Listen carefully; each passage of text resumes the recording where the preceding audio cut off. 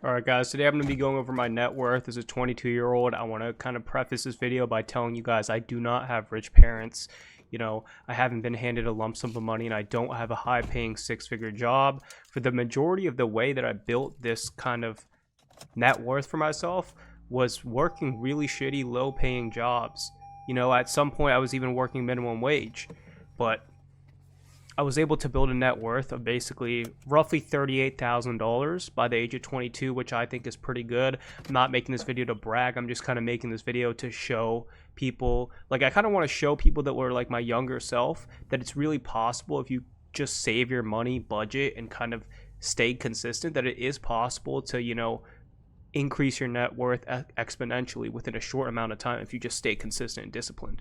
But starting off, we have this is honestly my biggest regret, but it's also the thing that contributes towards my net worth the most, which is kind of ironic, but it's my car, which is a 2023 Toyota Camry that I bought brand new. Completely regret buying it just because, you know, I paid way more than I should have for it, and I also didn't need to buy a new car. If I could go back, I would buy an old Toyota or an old Lexus for like $6,000 to $7,000, preferably grandpa owned, off Facebook Marketplace, and I would just drive it till it dies.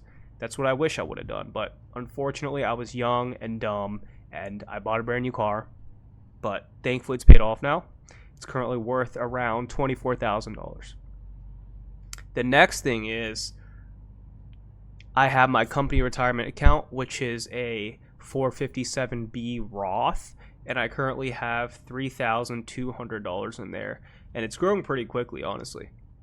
I contribute 8% of every paycheck towards it, and so far it's cumulatively up like 15%.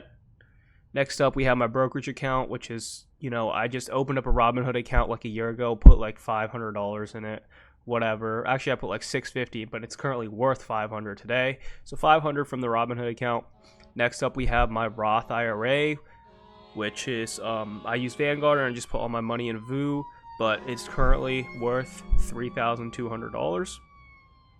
Next up, we have my emergency fund, which is in my Discover High Yield Savings account. I have a 6-month emergency fund, and it's about $6,000. And then the last and final thing that I have is I have another high yield savings account, which is just my regular savings, you know, saving up for a house or, you know, just whatever. I have $1,700 in there.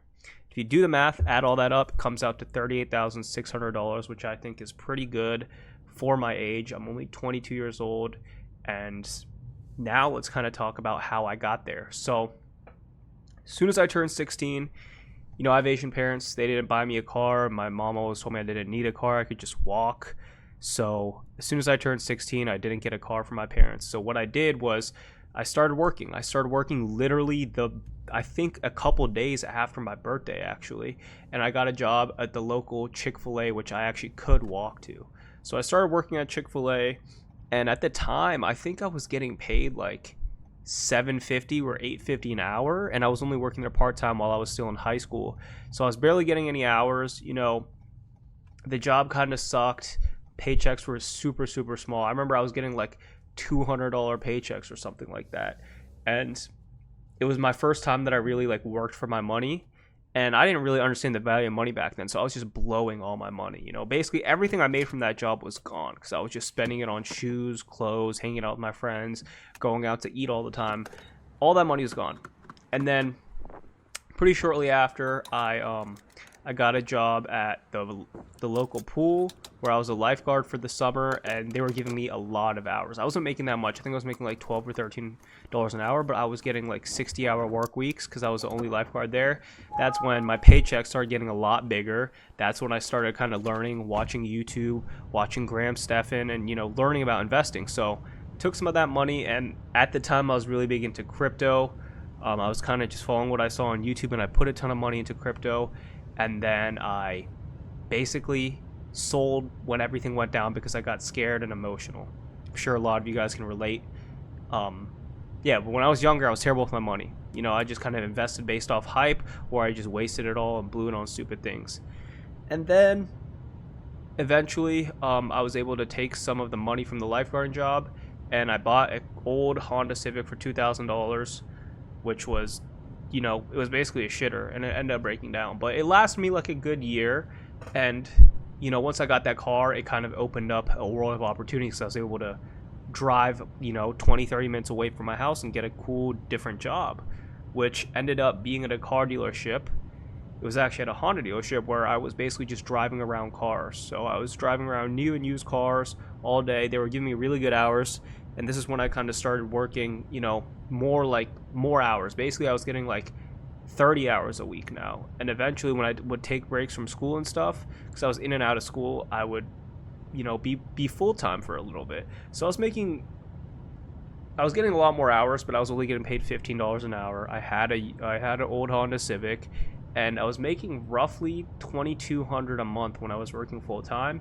And even with my situation at the time, the car was eating gas and eating repairs, I was still able to save a good $1,000 a month. And I did that for a while. I worked at this car dealership for about 2.5 years before I got my new job, which is working for the local county government, where I now make a salary of $61,000. So my paychecks are a lot bigger now, so I'm able to save and invest a lot more. But this kind of goes to show you that even if you were bad with your money in the past, even if you blew it all, even if you kind of fell for the hype investing, and you were emotional and sold all your stuff and kind of made all these mistakes in the past, it's not too late, especially if you're young, to kind of correct yourself. And it all starts, the foundation of all of it is really just budgeting and saving money. Once you have proven to yourself that you can do that, then you have multiple different options with what you can do with that money. You can invest some of it, you can put some of it in a high yield savings, you can open up a Roth IRA and create a retirement account. There's so many different things you can do, but the first step and the foundation of financial freedom is being able to control your expenses, budgeting, and being able to save a big majority of your income and living below your means, so that you can kind of put that towards a future for yourself, so that you can have financial freedom, so you don't have to worry about money for the rest of your life, or be a slave to your 9 to 5 for the rest of your life. And that's kind of the path that I'm headed on. My future goals is, since my net worth is currently $38,600, I would like to have a $45,000 net worth by the end of this year. So it's about 6 months. And I think by the end of the year, I can definitely get a $45,000 net worth. What I'm currently doing to kind of contribute towards my net worth is I'm budgeting. I'm only giving myself $500 a month to spend, which is, not going to lie, it's pretty tough, especially when you have a girlfriend, summertime, 4th of July is coming up. It's pretty tough to live off $500, but I've been doing it for a little bit now, and that allows me to save a lot of money.